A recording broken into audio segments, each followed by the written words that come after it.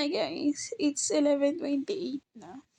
Today, kita niyo naman ang pulang-pula ng mga mata ko kasi wala akong masyadong tulog kahapon gawa ng inatake ako ng anxiety ko.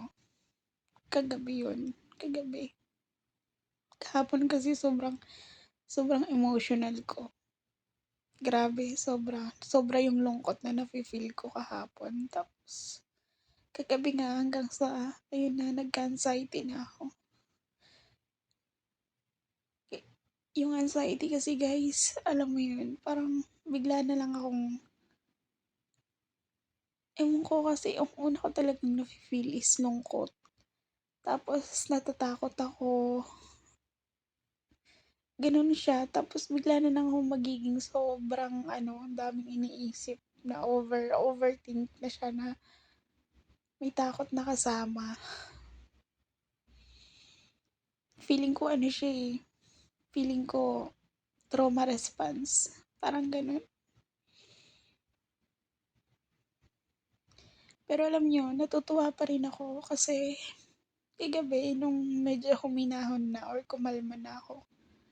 Pagka ganun kasi, iniiyak ko lang talaga. Wala naman akong magawa. Iyak lang hanggang sa matapos or hanggang sa makatulog ako. Pero bago ako umabot dun sa point na todong iyak, nakapag-pray ako kay Lord. Tapos, hindi ko alam, feeling ko nagkaroon ng answered prayer yung dasal ko kagabi. Sobrang natatouch ako. Kasi kanina, kung ano yung pinag-pray ko, yun yung nangyari kanina. Which, na usually hindi naman siya nangyayari. Ang pray ko kagabi kasi sobrang lungkot ko nga. Sobrang namimiss ko yung parents ko. Tapos, as in, pinagpe-pray ko kay Lord na sana maalala nila ako. Usually kasi hindi ko kasi sila madalas makausap. Tapos, pag nakakausap nila ako, it's either may kailangan lang sila, saka lang nila ako kukontakin. Or saka lang kami nagkakausap. Ganun lang. Ganun lang yung routine. At kanina, kahit na ganun, nakausap ko sila parehas. Tapos nang di inaasahan, magkaibang time, pero parehas ko silang nakausap. At ayun nga, kagaya nga ng ina-expect ko, hindi mawawala yung may kailangan nga sila.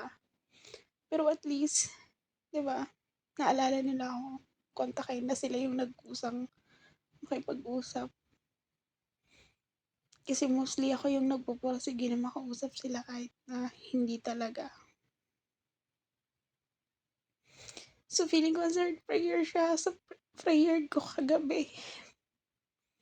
Bago ako nakatulog.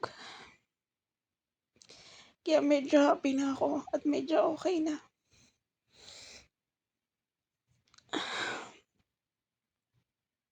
Sobrang thankful ako kasi feeling ko pinapakinggan talaga ako ni Lord. Yun lang, share ko lang. Medyo okay na ako. Good night guys. Bye.